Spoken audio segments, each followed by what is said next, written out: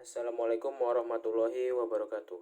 Kami dari kelompok 7 akan mempresentasikan video mata kuliah e-commerce bab 7 tentang komunikasi pemasaran. Pertama-tama, kami akan memperkenalkan nama-nama dari anggota kami. Nama saya Triwidodo dengan NIM 17.025.19.051 dari D3 Manajemen Pemasaran A, kelas A. Assalamualaikum, nama saya Kortunada Yasmin Firdausi, NIM 17025190007. Nama saya Elvira dari D3 Manajemen Pemasaran A. Pada pembahasan kali ini, kami akan membahas 3 poin diskusi, yaitu tentang komunikasi pemasaran di Facebook, di pemasaran di Twitter, dan juga mobile marketing. Pengantar sosial, mobile, dan pemasaran lokal. Yang pertama ada konsep pemasaran baru, yaitu percakapan dengan penggemar dan teman-teman dalam keterlibatan dengan bisnis melalui percakapan. Yang kedua, dampak smartphone dan tablet. Yang ketiga yaitu perhubungan sosial mobile lokal, yaitu ikatan yang kuat antara penggunaan konsumen di jaring sosial, perangkat mobile, dan belanja lokal. Nah, dari platform pemasaran online, pemasaran mobile mendapatkan 7,3 miliar dan pemasaran sosial mendapatkan 4 miliar. Sedangkan pemasaran lokal mendapatkan yang terbanyak yaitu 27,6 miliar. Selanjutnya yaitu pemasaran sosial. Pertama, tujuan pemasaran online secara tradisional, yaitu menyampaikan pesan bisnis untuk sebagian besar konsumen.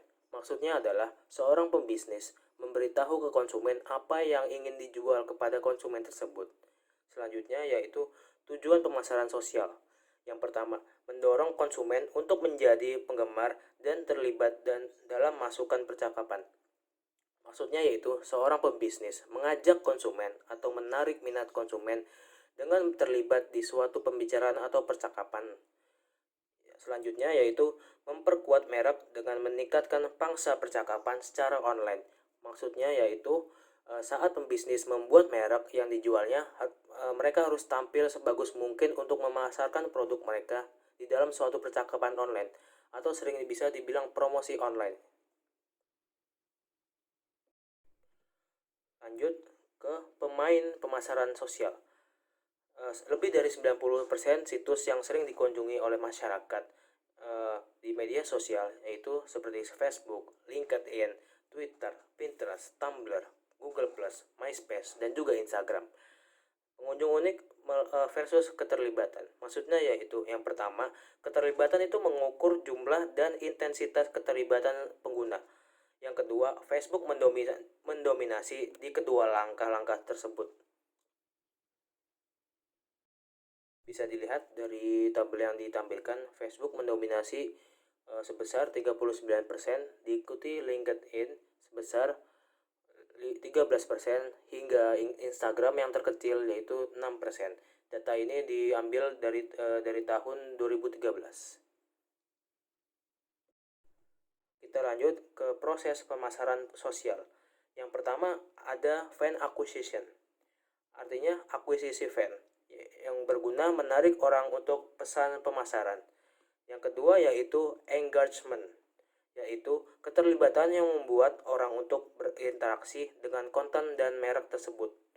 Yang ketiga yaitu amplification, yaitu amplifikasi yang berbagi suka dan komentar mereka tentang merek tersebut. Yang keempat yaitu community atau masyarakat, adalah sekelompok stabil penggemar yang berkomunikasi selama periode waktu yang panjang tentang merek tersebut. Yang terakhir yaitu brand strength, yaitu kekuatan merek yang diukur dengan penjualan merek tersebut. Kita lanjut ke pemasaran Facebook. Facebook sendiri memiliki fitur-fitur dasar, yaitu yang pertama newsfeed, yaitu stories yang diperbarui dari stories teman-teman kita atau page-page yang kita like atau kita sukai. Yang kedua yaitu timeline, yaitu aktivitas yang kita lakukan selama ada di Facebook tersebut. Nah, yang ketiga yaitu grafik pencarian, yaitu sebuah fasilitas yang dimiliki Facebook untuk memberikan jawaban kepada user-usernya tentang hal-hal yang ingin dicari oleh user Facebook tersebut. Nah, kepadatan sosial di Facebook merujuk pada Facebook adalah repositori terbesar yang memiliki informasi yang sangat pribadi atau istilahnya privacy. Facebook sendiri diarahkan untuk memaksimalkan koneksi antar penggunanya. Jadi saling berkoneksi antar misalnya teman dan teman itu saling berkoneksi. Selanjutnya ada marketing tools yang ada di Facebook. Yang pertama yaitu ada marketplace. Marketplace adalah iklan yang mirip dengan tampilan iklan di tempat lain. Jadi jika ada iklan yang sejenis, maka akan ditempatkan di marketplace yang sama. Yang kedua yaitu newsfeed. Adalah pesan yang dapat dimasukkan ke dalam berita-berita terbaru yang ada di Facebook itu. Yang ketiga adalah brand page. Adalah halaman web yang mendorong interaksi pengguna dalam keterlibatan dan membangun sebuah komunitas. Yang keempat yaitu promote post, yaitu promosi tulisan yang diberikan kepada distribusi tambahan di kalangan penggemar. Yang kelima yaitu sponsor stories, yaitu sponsor yang datang dari teman-teman tentang pengalaman mereka dengan merek atau halaman dan lain-lain. Yang keenam yaitu like button, yaitu tombol yang memungkinkan pengguna untuk mengekspresikan dukungan untuk konten atau web tersebut. Yang ketujuh yaitu iklan mobile, adalah iklan yang dikirimkan ke perangkat mobile. Yang delapan yaitu Facebook Exchange, adalah ad exchange yang menjual iklan dan iklan retarget melalui penawaran online. Selanjutnya yaitu kampanye pemasaran di Facebook. Yang pertama yaitu membangun halaman merek Facebook tersebut. Yang kedua, menggunakan komentar dan umpan balik sebagai alat untuk mengembangkan komentar penggemar. Yang ketiga, mengembangkan komunitas dari pengguna. Yang keempat, mendorong keterlibatan merek melalui video, media, dan kontes. Yang kelima, menggunakan tampilan iklan untuk halaman lain di Facebook dan pencarian sosial. Yang terakhir, yaitu menampilkan tombol like dengan bebas. Selanjutnya kita mengukur hasil pemasaran di Facebook. Pertama, dari metrik dasar. 1. Metrik akuisisi fan. 2. Metrik keterlibatan. 3. Metrik amplifikasi. Yang keempat, metrik masyarakat atau kelompok. Yang kelima yaitu kekuatan merek atau penjualan. Yang kedua yaitu alat analisis di Facebook. Yang pertama ada halaman Facebook Insight. Yang kedua dari sistem manajemen media sosial atau Hotsuite. Yang ketiga yaitu dari penyedia analistik seperti Google Analytics atau WebTrends. Selanjutnya, materi akan disampaikan oleh Kotrunada Yasmin. Yang kedua, ada Twitter. Apa sih Twitter itu?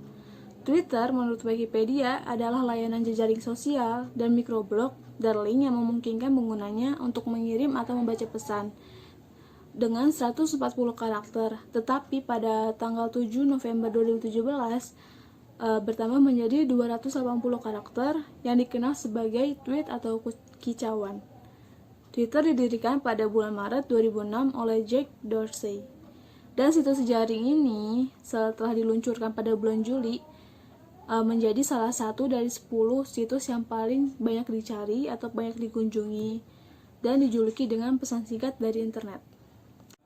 Di Twitter, pengguna tak terdaftar hanya bisa membaca kicauan, sedangkan pengguna yang terdaftar bisa menulis kicauan, mengirim pesan atau direct message, atau melalui berbagai aplikasi untuk perangkat seluler.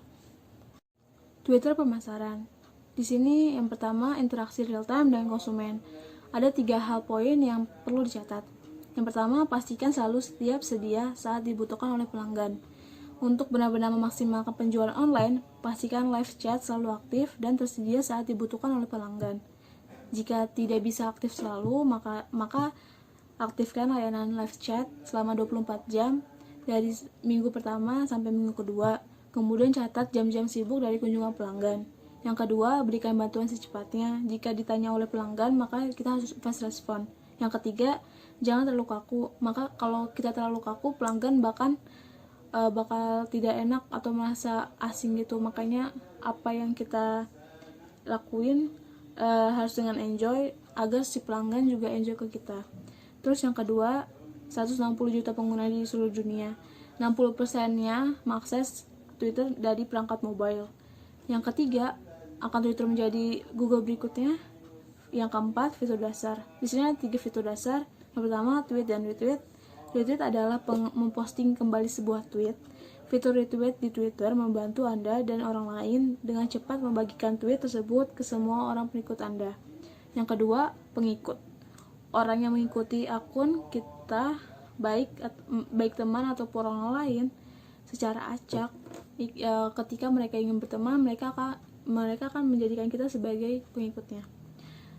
Yang ketiga itu ada hashtag. Hashtag atau tagar adalah lakuran dari kata tag dan pagar yang diletakkan di awal kalimat atau frasa dan yang diketikkan pada jejaring sosial. Ini adalah bentuk metadata tag. Twitter Marketing Tools. Di sini ada 7 poin yang perlu dicatat.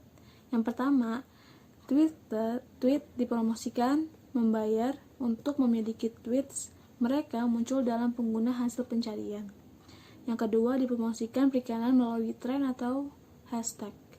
Membayar untuk pindah hashtag mereka ke puncak Twitter trends paling atas. Yang ketiga, dipromosikan account perikanan. Di sini untuk memiliki akun bermerek, mereka menyarankan kepada pengguna Twitter kemungkinan besar akan tertarik. Yang keempat itu ditingkatkannya page profile perusahaan melalui banner mereka sendiri dan kemampuan untuk tweet spin ke timeline perusahaan. Yang kelima, memperkuat. Program pemberkuat Twitter menyediakan pemasaran dengan dashboard waktu nyata untuk melihat aktivis, mensiak dari merek atau acara. Yang keenam, ada televisi iklan data tagging. Pengguna menge-tweet dengan teman-teman sambil menonton program TV dan Twitter dapat mengikuti percakapan untuk mengidentifikasi siapa yang menonton. Yang ketujuh, atau yang terakhir, memimpin kartu generation. Pemasaran menempatkan kartu ke tweet bisnis standar pesan Twitter. Kampanye pemasaran khas Twitter. Ada 4. Yang pertama itu mengikuti orang lain yang relevan dengan konten Anda dan percakapan. Yang kedua itu bereksperimen dengan sederhana dipromosikan oleh tweets. Yang ketiga itu untuk anggaran yang lebih besar, penggunaan dipromosikan, tren, dan penargetan ulang iklan TV. Yang keempat itu untuk bisnis retail penjualan lokal, membangun timbal cart generasi. Mengukur hasil Twitter pemasaran. Di sini ada 2. Yang pertama itu mirip dengan hasil Facebook. Maksudnya itu miripnya itu dari akuisisi fund, keterlibatan, amplifikasi masyarakat, kekuatan merek atau penjualan. Kedua, alat analisis. Alat analisis di sini ada 3 macam. Yang pertama, Indonesia Real Time Dashboard. Yang kedua, Indonesia Timeline Aktivitas Dashboard. Yang ketiga itu alat pihak ketiga. Alat pihak ketiga di sini itu ada TweetDeck. TweetDeck adalah sebuah aplikasi desktop streamer reader yang didirikan oleh Ian Dashboard. Yang kedua adalah Tweetlaser, adalah free tools yang memberikan berbagai analisis dalam bentuk matic grafik akun Twitter Anda. Kalau dihitung, ada puluhan grafik yang akan memberikan analisis mendalam tentang akun Twitter Anda. Yang terakhir, Backtweets adalah tools Twitter yang berfungsi untuk mendapatkan hasil tweet URL, link, misalkan link website atau link posting. Aplikasi ini biasanya akan digunakan sebagai salah satu tools tracking untuk mengetahui efek share atau like pada URL tertentu. Yang ketiga, mobile marketing. Mobile marketing adalah alat marketing yang menggunakan perangkat mobile atau yang sekarang disebut dengan smartphone. Lebih dari 246 juta orang Amerika menggunakan perangkat mobile.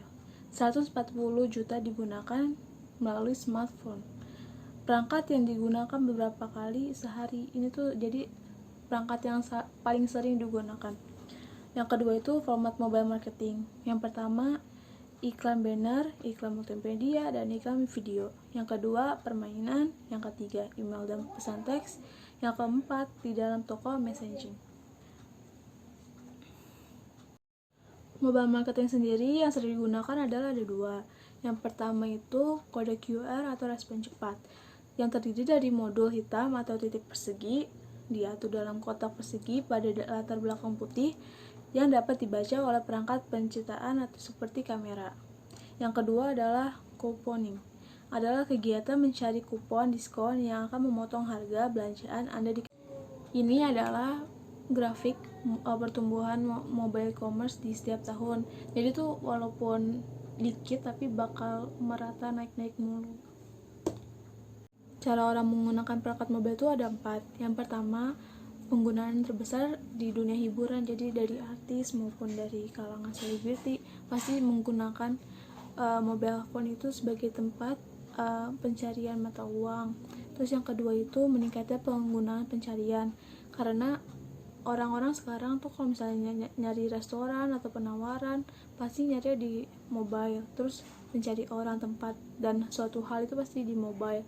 25% dari pencarian Google adalah dari perangkat mobile. Terus yang ketiga, 7% dari toko pengguna adalah ponsel. Yang keempat atau yang terakhir itu adalah sumber pendapatan seluler yang paling cepat berkembang daripada yang lain. Ini adalah grafik bagaimana orang menggunakan perangkat mobile dalam kehidupan sehari-hari. Jadi itu emang paling besar di dunia hiburan. Pengalaman di aplikasi dan iklan. Penggunaan mobile. Aplikasi itu 80%, permainan dan hiburan 42%, situs sosial 31%, penemuan dan pencarian 25%, dan browser 20%. Sebagian besar iklan dalam aplikasi yang efektif ditempatkan dalam aplikasi yang paling populer, ditargetkan untuk kegiatan dan kepentingan langsung. Fitur mobile marketing, 20% dari semua pemasaran online. Pemain dominannya adalah Google dan Facebook. Fitur perangkat mobile itu komunikasi pribadi dan organizer. Terus lokasi GPS, web browser, aplikasi, ultra portable dan pribadi, multimedia yang berkemampuan. Ponsel marketing tools. Jadi di sini format mobile marketing itu ada iklan pencarian, iklan display, video, pesan teks SMS dengan kupon atau pesan kilat pemasaran seperti pesan, dan seperti lainnya seperti email dan sponsor. Kemudian pertumbuhan lokal dan lokasi berbasis mobile marketing. Jadi di sini sebelum tahun 2005, iklan hampir semua lokal non-digital. Seperti Google Maps tahun 2005 dan smartphone Google aplikasi peta mobile tahun 2007. Lokasi berbasis mobile marketing itu diharapkan quadruple 2017. Lokal, ponsel lokal, dan lokasi based mobile marketing. Untuk total online marketing sekitar 42 miliar dolar Amerika. Lokal online marketing 27,6 miliar dolar Amerika, mobile lokal marketing 5,4 miliar dolar Amerika, location based mobile 2,3 miliar dolar Amerika, dan non location based mobile 3,1 miliar dolar Amerika. Kemudian untuk platform pemasaran berbasis lokasi itu ada Google. Google itu terdiri dari Android OS, Google Maps, Google Play, AdMob, dan AdWords. Kemudian ada Facebook, Twitter, Apple, dan Apple itu terdiri dari iOS dan iPad. Kemudian ada YP, Pandora, dan Millennial. Yang selanjutnya itu berbasis lokasi mobile marketing teknologi. Kita punya dua jenis teknik pemasaran berbasis lokasi. Yang pertama itu teknik geo-aware dan kedua teknik geopagar. Untuk teknik geo-aware kita gunakan untuk mengidentifikasi lokasi pengguna perangkat dan sasaran iklan. Untuk teknik geopagar mengidentifikasi parameter di sekitar lokasi dan sasaran iklan.